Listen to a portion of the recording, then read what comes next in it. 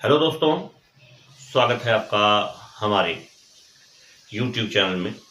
दोस्तों, आज के इस वीडियो में एक ऐसे महत्वपूर्ण विषय पर चर्चा करेंगे जहां से भारत में आयोजित होने वाली सबसे बड़ी परीक्षा आईएएस से लेकर के सबसे छोटी परीक्षा ग्रुप डी तक सभी प्रतियोगी परीक्षाओं में यहाँ से प्रश्न पूछे गए हैं और आगे भी पूछे जाते रहेंगे। तो दोस्तों, आइए देखते हैं। वह विषय है बनी ठनी। दोस्तों, आप स्क्रीन पर देख भी रहे होंगे, यह बनी ठनी चित्र है। तो यह बनी ठनी चित्र कब बना, किसके समय में बना, कहाँ बना, इसे क्या उपनाम दिया गया, यह पूरे भारत में प्रसिद्ध क्यों है और इस चित्र की क्या क्या विशेषताएं हैं, इन सभी पर हम लोग विस्तार से चर्चा करेंगे। और दोस्तों, यह वीडियो आपके लिए महत्वपूर्ण होने वाला है। जो भी विभिन्न प्रतियोगी परीक्षाओं को देख रहा है, दे रहा है, उनके लिए भी, और यह एक भारतीय कला का गौरव है, एक ज्ञान के लिए भी यह जरूरी है। तो आइए देखते हैं यह बनी ठनी चित्र। दोस्तों, भारत के पश्चिम में स्थित राजस्थान राज्य में इस चित्र को बनाया गया। दोस्तों, इसी राजस्थान राज्य में एक जिला है अजमेर, और अजमेर में हम लोग देखेंगे तो अजमेर में ही एक झील है गुंडालियो झील, और उसी गुंडालियो झील के निकट एक राजवंश स्थापित हुआ, किशनगढ़ राजवंश, जो महाराजा किशन सिंह ने अपने नाम पर राजवंश की नींव डाले और मुगल बादशाह जहांगीर ने किशनगढ़ राज्य को मान्यता दे दी। तो इसी किशनगढ़ राज्य में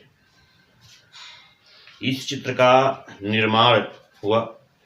तो थोड़ी सी जानकारी हम लोग किशनगढ़ राजवंश के बारे में देख लेते हैं। दोस्तों, किशनगढ़ राजवंश जो अजमेर जिले में, अजमेर धार्मिक दृष्टि भी बहुत महत्वपूर्ण है। हम लोग अजमेर शैली अलग से पढ़ेंगे, तब वहाँ अजमेर की चर्चा करें, लेकिन धार्मिक दृष्टि यहाँ दो स्थान बहुत महत्वपूर्ण है। एक हिंदुओं के लिए पुष्कर, और इस्लाम धर्म के मानने वालों के लिए ख्वाजा मोइनुद्दीन चिश्ती की दरगाह, जो भारत में इस्लाम धर्म के मानने वालों का सबसे पवित्र स्थल है। दोस्तों, हम भारत की बात कर रहे हैं, और इसी अजमेर जिले में गुंडालियो झील के निकट एक राजवंश स्थापित हुआ, और इस राजवंश के एक बड़े ही महत्वपूर्ण शासक थे सावंत सिंह। तो हम लोग आज इस वीडियो में देखेंगे सावंत सिंह को। सबसे पहले चर्चा करेंगे कि सावंत सिंह कौन थे, उनके बारे में एक सामान्य जानकारी, क्योंकि इन्हीं के द्वारा बनी ठनी नामक चित्र का निर्माण करवाया गया। दोस्तों, सावंत सिंह, जिनका जन्म राजा राज सिंह के समय में एक पुत्र पैदा होते हैं, और यह 1699 में पैदा होते हैं, जिनका नाम सावंत सिंह रखा जाता है। और सावंत सिंह 18 वर्ष की उम्र में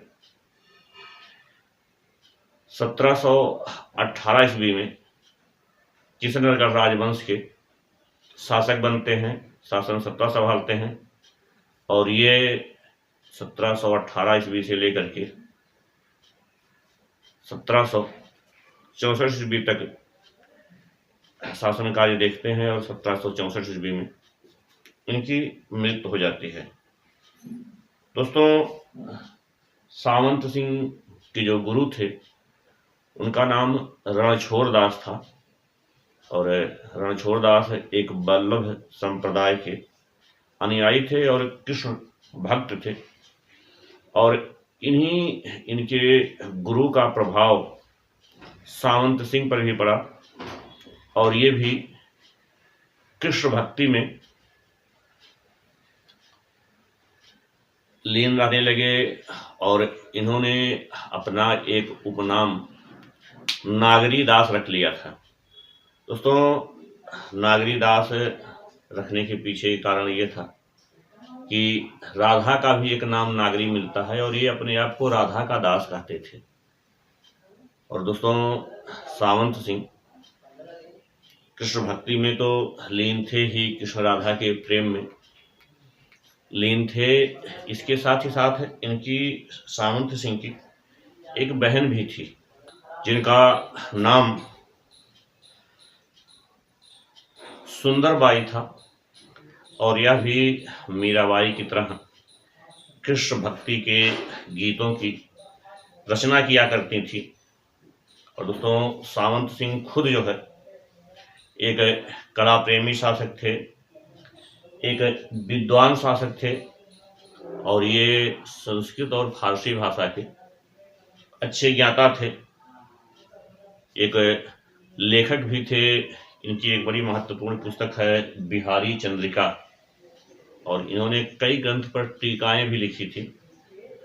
और सबसे महत्वपूर्ण कि इन्हीं के शासनकाल में किशनगढ़ शैली अपने चरमोत्कर्ष पर पहुंची, या कह सकते हैं किशनगढ़ शैली का सबसे ज़्यादा विकास हुआ, या किशनगढ़ शैली का स्वर्णकाल कह सकते हैं।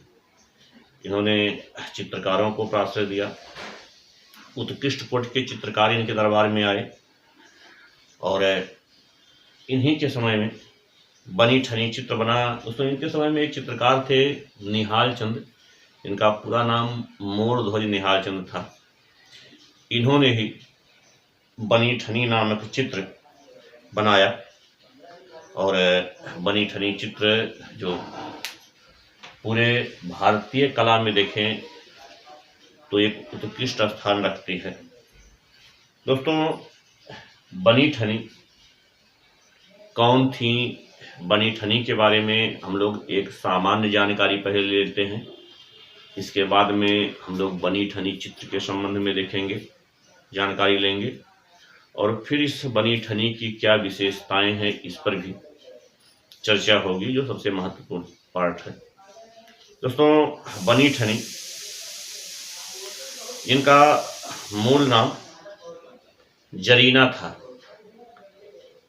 और जरीना के बारे में केवल इतनी जानकारी मिल सकती है कि ये दिल्ली में रहती थी और जब जरीना 10 साल की थी तब सावंत सिंह की विमाता या जो चचेरी माँ थी, उनकी सेविका या परिचारिका के रूप में जरीना को दिल्ली से 1727 ईस्वी में दिल्ली ले जाया गया, दिल्ली से किशनगढ़ ले जाया गया उनकी सेविका के रूप में। हालांकि कई लोग का ये मत है कि बनी ठनी का मूल नाम जरीना नहीं था, रसिक बिहारी था, लेकिन ये बात सत्य नहीं है। असल में जरीना रसिक बिहारी उपनाम से कविता किया करती थी, तो कुछ लोग उस उपनाम को जो है रसिक बिहारी कह दिया गया, लेकिन रसिक बिहारी इनका मूल नाम नहीं था, इनका उपनाम था। अभी हम लोग उस पर चर्चा करेंगे। तो यहाँ देखते हैं बनी ठनी जिनका मूल नाम जरीना था, किशनगढ़ आती हैं सावंत सिंह की विमाता की सेवा करने के लिए। दोस्तों, जरीना एक प्रतिभा संपन्न महिला थी और जरीना एक कला प्रेमी महिला के साथ साथ एक उत्कृष्ट कोटि की कवित्री थी और ये रसिक बिहारी उपनाम से कविता किया करती थी और साथ ही साथ यह देखने में भी अनुपम सुंदर थी। और कहते हैं कि इन्हीं सुंदरता पर सावंत सिंह मोहित हो गए और जरीना से प्रेम करने लगे और अपने दरबार के सर्वश्रेष्ठ चित्रकार निहाल चंद से इन्होंने जरीना का पोर्ट्रेट बनवाए, छवि चित्र बनवाए और यह छवि चित्र इन्होंने राधा के रूप में चित्रित करवाए और उसे नाम दिए बनी ठनी। और यह दोस्तों बनी ठनी जो भारतीय कला का एक उत्कृष्ट चित्र बना। और इस चित्र में अगर हम लोग देखें जो सावंत सिंह के समय में बना है,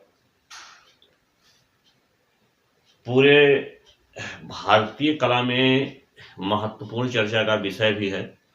कई लोगों के द्वारा केवल इसी चित्र विषय पर पीएचडी किए हैं। तो दोस्तों यह हम लोग देखते हैं कि यहाँ सावंत सिंह के दरबार में बनी ठनी और सावंत सिंह के अमर प्रेम की चर्चा दरबार में होने लगी और इससे दरबार के जो महत्वपूर्ण मंत्री थे, रानियां थीं, उनमें एक तरह से असंतोष के भाव पनपने लगे। और इसको देखते हुए सावंत सिंह प्रेम की नगरी वृंदावन में आ गए बनी ठनी के साथ और यहीं ये रहने लगे जहां 1763 ईस्वी में बनी ठनी की मृत्यु होती है और इसे यहीं दफना दिया जाता है। और उसके एक साल बाद 1764 ईस्वी में सावंत सिंह की मृत्यु होती है और उनको भी यहीं वृंदावन में दफना दिया जाता है। दोस्तों यह बनी ठनी का जो प्रेम था वो अमर हो गया और मध्यकाल की एक यह कालजयी रचना है। दोस्तों हम लोग अब थोड़ा सा बनी ठनी चित्र पर चर्चा कर लेते हैं। और यह बनी ठनी चित्र निहाल चंद के द्वारा 1760 ईस्वी में चित्रित किया गया और इस चित्र को दोस्तों कागज पर जल रंग से टेम्पेरा तकनीक से इसे बनाया गया है। और अगर हम लोग इस चित्र का आकार देखें तो 19x25 सेंटीमीटर आकार में यह चित्र बनाया गया है और इस चित्र को बनाने में टेम्पेरा तकनीक का प्रयोग किया गया है। और दोस्तों अगर हम लोग देखें तो यह चित्र वर्तमान समय में राष्ट्रीय संग्रहालय नई दिल्ली में संग्रहित किया गया है।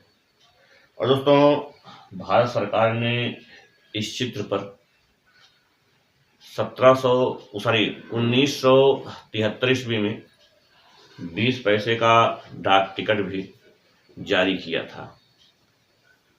दोस्तों इस बनी ठनी चित्र को एक उपनाम दिया गया भारतीय मोनालिसा और यह उपनाम देने में 3 लोगों की बड़ी महत्वपूर्ण भूमिका रही है।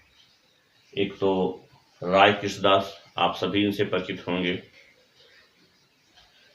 जो बनारस के थे और बनारस में भारत कला भवन की नींव में भारत कला भवन की स्थापना में महत्वपूर्ण भूमिका रही। कला इतिहासकार समीक्षक आचार्य है। दूसरे कृपाल सिंह शेखावत जो जयपुर के थे, ब्लू पाटरी के लिए प्रसिद्ध थे।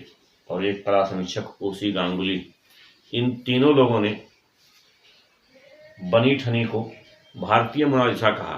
हालांकि हम लोगों ने देखा कि कुछ किताबों में कहा दिया गया है कि बनी ठनी को भारतीय मोनालिसा एरिक डिकिंसन कहे हैं। एरिक डिकिंसन जो इस किशनगढ़ शैली के खोज करता है, तो वो सत्य नहीं है। ये 3 लोगों ने जो है भारतीय मोनालिसा उपनाम दिया। दोस्तों, हम लोग थोड़ा सा देख लेते हैं कि भारतीय मोनालिसा और जो ओरिजिनल मोनालिसा हैं, आप दोनों को स्क्रीन पर देख भी रहे होंगे, और दोनों में तुलना तो नहीं की जा सकती। और ये मोनालिसा और हमारी भारत की मोनालिसा में आपको देखने में कौन ज़्यादा सुंदर लग रही हैं, आप कमेंट करके बताइएगा। हालांकि ये मोनालिसा भी एक ऐसा विषय रहा है जो हमेशा चर्चा का विषय बनता रहा, और मोनालिसा जो अपने रहस्यमयी मुस्कान के लिए जगत प्रसिद्ध है। तो थोड़ी सी इस मोनालिसा की भी चर्चा कर लें कि ये मोनालिसा चित्र इटली के महान चित्रकार लियोनार्डो दा विंची के द्वारा बनाया गया था, और यह चित्र वर्तमान समय में पेरिस में एक लुब्रा संग्रहालय है, वहीं पर संग्रहित है। और दोस्तों, यह चित्र पूरे विश्व में सबसे महत्वपूर्ण चित्रों में स्थान रखता है। और दोस्तों, यहाँ अगर हम लोग भारत में देखें तो भारतीय मोनालिसा तो बनी ठनी है ही, इसके साथ ही साथ 70 के दशक की एक बड़ी महत्वपूर्ण अभिनेत्री थी वहीदा रहमान। इनको भी भारतीय मोनालिसा कहा गया है, आप स्क्रीन पर देख सकते हैं। और यह वर्तमान समय में भी फिल्मों में सक्रिय हैं। आप देख सकते हैं कि ये वर्तमान समय में वहीदा रहमान का चित्र है, और ये पहले इनके सुंदर चित्र हैं। और जहाँ तक मोनालिसा की बात है, अभी आप लोग 2025 महाकुंभ में, अभी आप नेट पर भी आप सर्च करें तो अगर मोनालिसा डालते हैं तो अधिकतर ये 2025 में जो सोशल मीडिया पर बड़ा चर्चा का विषय रही है मोनालिसा, एक माला बेचती थी, मध्य प्रदेश की लड़की थी, वो भी चर्चा का विषय बनी रही। उसका नाम मोनालिसा था। एक भोजपुरी फिल्मों में भी मोनालिसा नाम की अभिनेत्री थी। लेकिन ये सब चर्चा के विषय नहीं है। चर्चा के विषय जो हैं वो है ओरिजिनल बनी ठनी, जिसे उपनाम दिया गया था भारतीय मोनालिसा का। तो आइए हम लोग देखते हैं कि इस चित्र की क्या विशेषताएं हैं। दोस्तों, आप स्क्रीन पर बनी ठनी चित्र देख रहे हैं, और बनी ठनी चित्र में बनी ठनी को साड़ी पहने हुए चित्रित किया गया है। और अगर आप देखें तो इनके चेहरे पर कोमलता के भाव, मधुरता के भाव और साथ ही साथ चंचलता के भाव लिए हुए इस चित्र को चित्रित किया गया है। और जहाँ पर बनी ठनी की जो आंखें हैं वो खंजन पक्षी के समान बनाई गई हैं। खंजन एक पक्षी होता है, और पूरे किशनगढ़ में जो चित्र बने हैं सब खंजन पक्षी के समान नेत्र बनाए गए हैं। और इनकी भौहें जो है वो धनुषाकार रूप में चित्रित की गई हैं। और इसके साथ ही साथ अगर हम लोग देखें तो बनी ठनी चित्र को नीले पृष्ठभूमि पर चित्रित किया गया है। और बनी ठनी